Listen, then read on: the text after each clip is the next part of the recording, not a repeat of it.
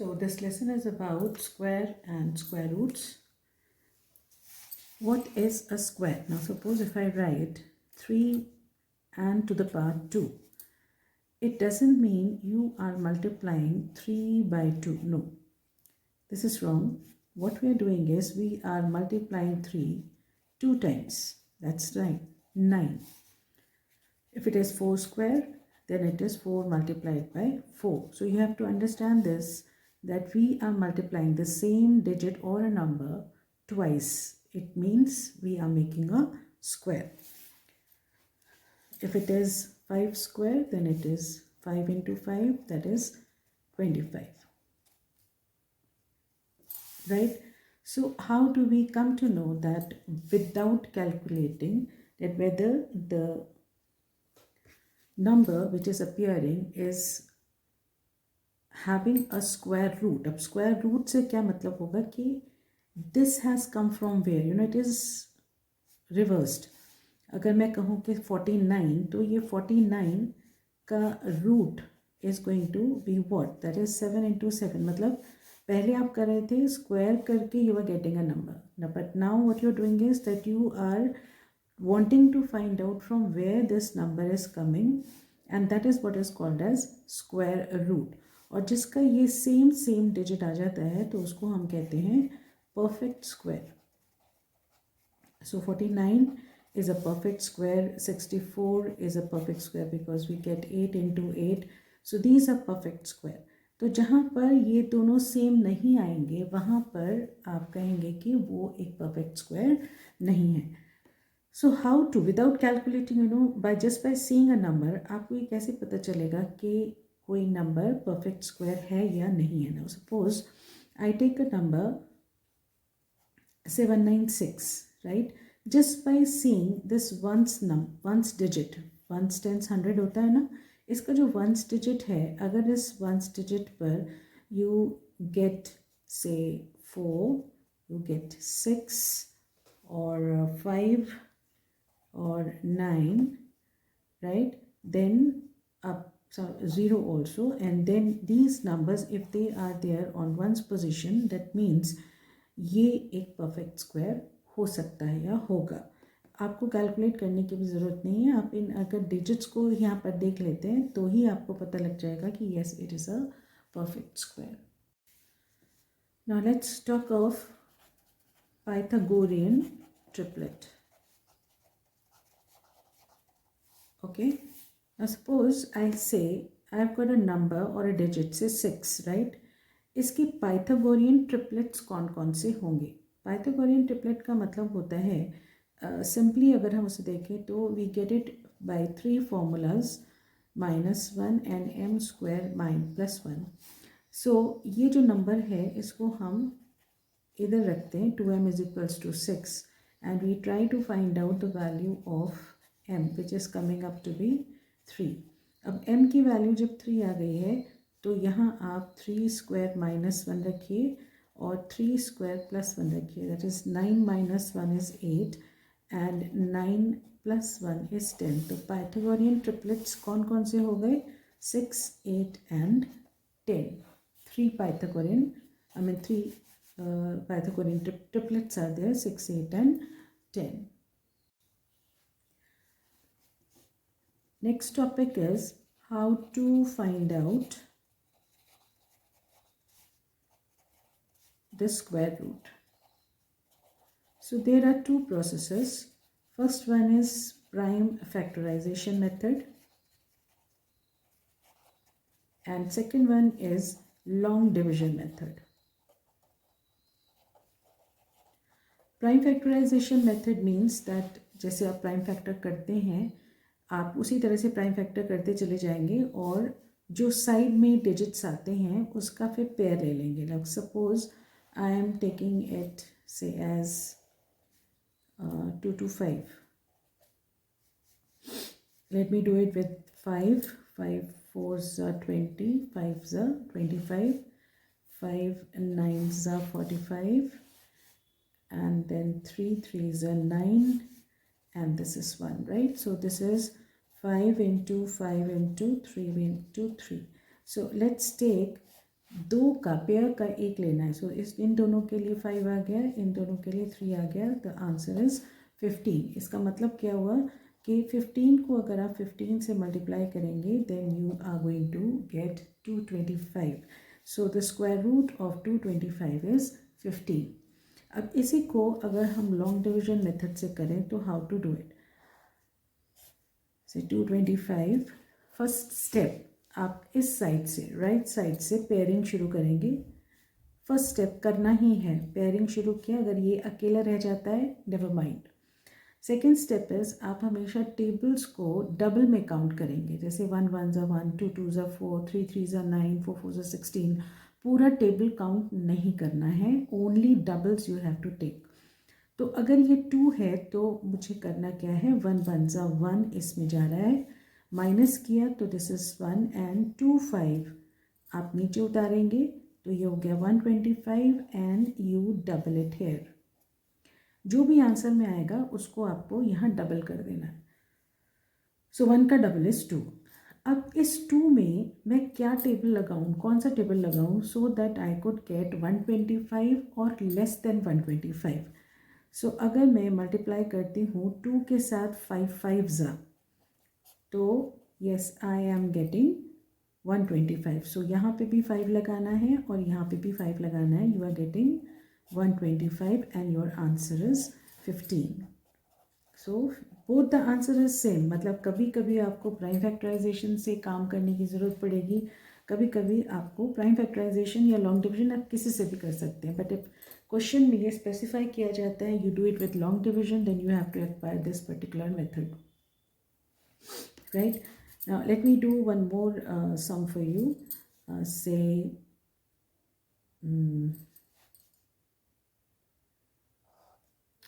say 196. Let me pair it here again. 1 1 ज़ा 1 fine. ये हो गया डबल 2. यहाँ 96 पूरा का पूरा एक पेयर नीचे आता है. क्वेश्चंस ऐसे भी आते हैं कि बिना कैलकुलेट करे ये बताइए कि किसी नंबर के स्क्वायर रूट में कितने डिजिट्स होंगे. जैसे कि सपोज इफ़ इट इज़ 225, अगर मैं कैलकुलेट ना करूं तो मुझे कैसे पता चलेगा कि इसके स्क्वायर रूट में कितने डिजिट्स होंगे. दैट मीन्स आप इसको पेयर कीजिए, पेयर में 2 पेयर्स मतलब 2 पार्ट्स बन जाते हैं इसके. दैट मीन्स इसके पास 2 डिजिट्स होंगे. अगर इनको आप काउंट कर लेते हैं ना तो आपको पता लग जाता है कि उसके स्क्वायर रूट में कितने डिजिट्स होंगे. राइट अगर मैं कहूँ 625 तो 1 2 तो इसके स्क्वायर रूट में भी 2 डिजिट्स होंगे. If you want to take out it will be 25. 25 into 25 will give you 625. तो स्क्वायर रूट में कितने डिजिट्स हैं, 2 डिजिट्स हैं.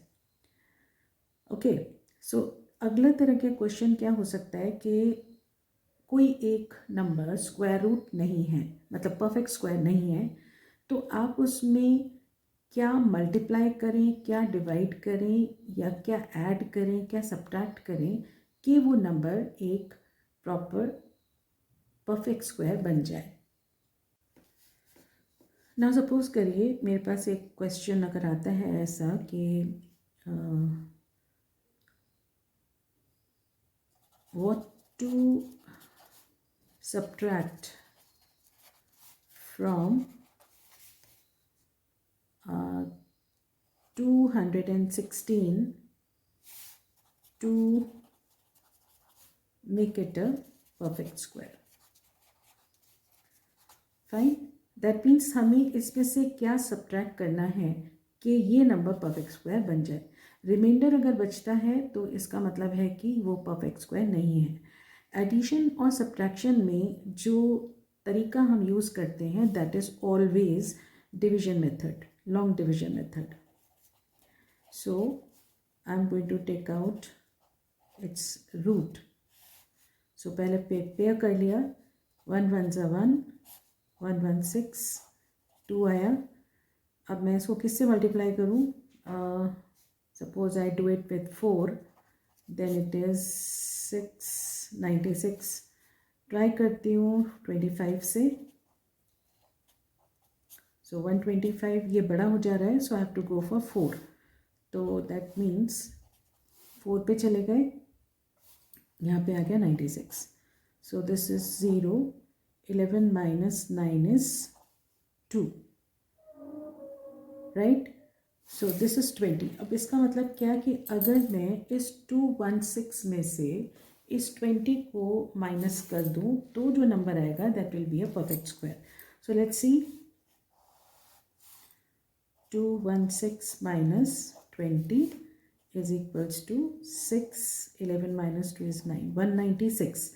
196 अभी हमने देखा था पीछे that it is a perfect square and the answer was 14 multiplied by 14, right. तो जो यहाँ रिमाइंडर बचता है उसको आप इस नंबर से माइनस कीजिए. Whatever you are getting this becomes a perfect square. Now same हम करके देखते हैं. ये तो पीछे आ गया because we had to subtract. Now what to add to 216 to make it a perfect square? इसमें भी डिविजन मेथड ही लगेगा. So let's make it 216 116. अब ये हो गया क्या, डबल कर दिया इसको, 2 हो गया. तो एडिशन में क्या करना होता है, एडिशन में हमें जैसे हमने यहाँ पर एक नंबर मतलब इससे छोटा लिया था, एडिशन में हमें एक ज़्यादा लेना पड़ता है. दैट मीन्स वहाँ यहाँ पर मैं क्या लिखूँगी, यहाँ पे मैं लिखूँगी 5 क्या था 125. So I have to take 25 5 125, right. तो इस 125 को आप इसमें से माइनस कीजिए.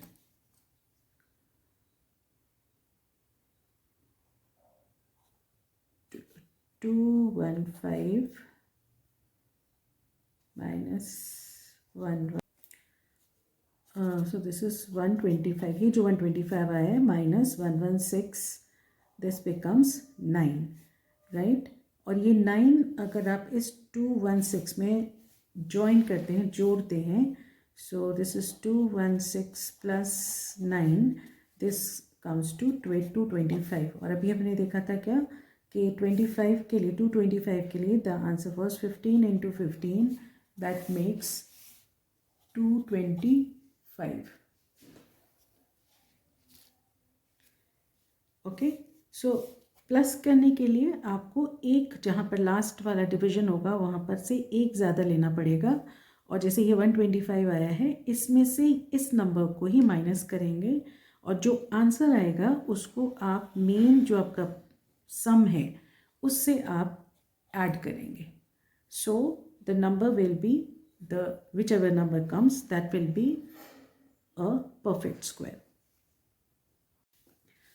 Now next one is what to multiply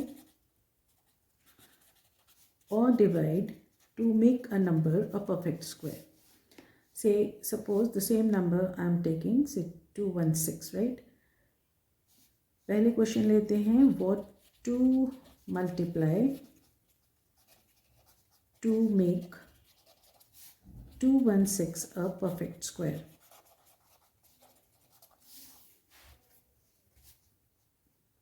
इसके लिए आपको प्राइम फैक्टराइजेशन मेथड लेना है.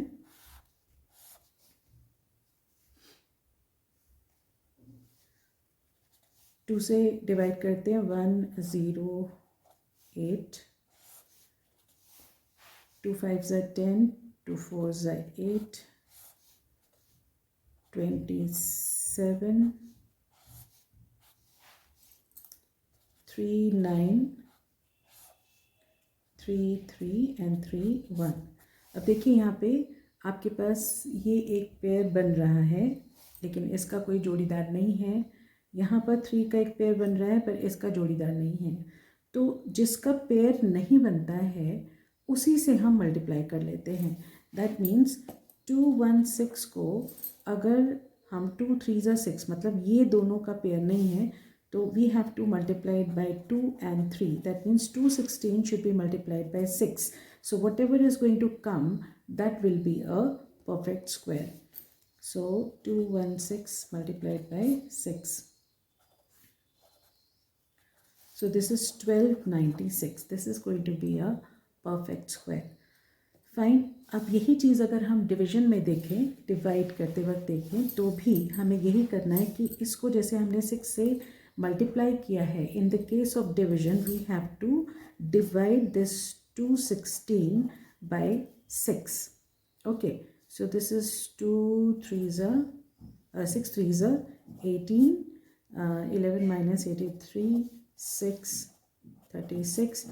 So answer is 36. That means ये एक perfect square है. So ये हो जाएगा 6 multiplied by 6. I think you have understood. Multiplication में जिसका पेयर नहीं बनेगा उससे आपको मल्टीप्लाई करना है, और डिवीजन में जिसका पेयर नहीं बन रहा है उसी नंबर से इस मेन नंबर को मल्टीप्लाई डिवाइड करेंगे, तो whatever you are getting here will be a perfect square. Alright, now the last topic what we are going to do is square root of decimals.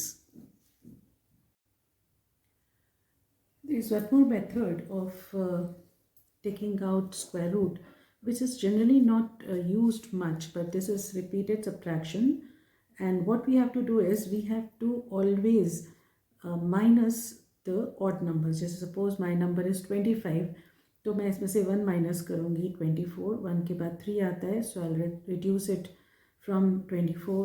Then 21 comes, 3 के बाद 5 odd number आता है, so it will B 16. 5 के बाद 7 आता है, तो it will B 9, और 7 के बाद 9 आता है. ये प्रोसीजर तब तक करते रहना होगा जब तक कि हमें ओवरऑल 0 नहीं मिल जाता. And then we have to count the steps. Step number 1, step number 2, step number 3, step number 4, and step number 5. That means 5 multiplied by 5 gives you 25. That means क्या कि इसको करने के बाद आपको जितने steps में 0 मिला, that becomes is its square root. So 5 steps में हुआ तो 5 5s are 25. This is how we take it as हमें take out answer by repeated subtraction. अब अगर हम क्यूब रूट्स की बात करते हैं, तो क्यूब रूट्स में जो चीज़ हम स्क्वायर रूट में प्राइम फैक्टराइजेशन में स्क्वायर स्क्वायर करके ले रहे थे, मतलब पेयरिंग ले रहे थे, यहाँ पे अभी हमें क्या करना होगा, we have to take the triplet. अब अगर मैं क्यूब की बात करूँ तो क्यूब का मतलब होता है 2 the power 3. That means I can multiply 2 3 times, like 2 2s are 4, 4 2s are 8. और अगर हमें क्यूब रूट निकालना है तो only way that we can take out is prime factorization. So suppose if I want to take out a square root of 27, right? So this is 3 3 3s are 9, and 3 and 3 here, and this is 1. So my answer is going to be 3 into 3 into 3. तो it's a cube, so we have to take 3. 3 चीज़ों के लिए we have to consider as 1. तो इसका मतलब क्या हुआ कि ये 3 का क्यूब करने से, 3 को क्यूब करने से you are going to get what? 27. If I take one more example, say 125, I can do it with 5, 25, 5 again, and 5 and 1. So this is 5 multiplied by 5 multiplied by 5. And for triplet, that means 5 is my answer. If I multiply 5 3 times, then I'm going to get 125. So it is more or less similar, but the only difference is that in square root or a square you have to take it 2 times, and in cube you have to take the number as 3 times. There are word problems also in this, but in that case also you have to judge what kind of question is it, and suppose वहाँ पर कुछ ऐसा है, there are rows and columns, तो rows and columns means 2 things. Fine, तो इसका मतलब है कि आपको स्क्वायर रूट की बात हो रही है, उस तरह से कोई एक सम हो स्क्वायर एंड स्क्वायर रूट्स का, तो आपको बस जज करना पड़ेगा उस क्वेश्चन को देखकर, प्रॉब्लम सम को देख के, कि whether they want to take out as they want to take you as for square root, और they want the sum to be taken out as a cube root. Any questions, you can put it to comment box, or you can take our help for worksheets and all. In that case, please join the app so that we can send you the practice exercises too.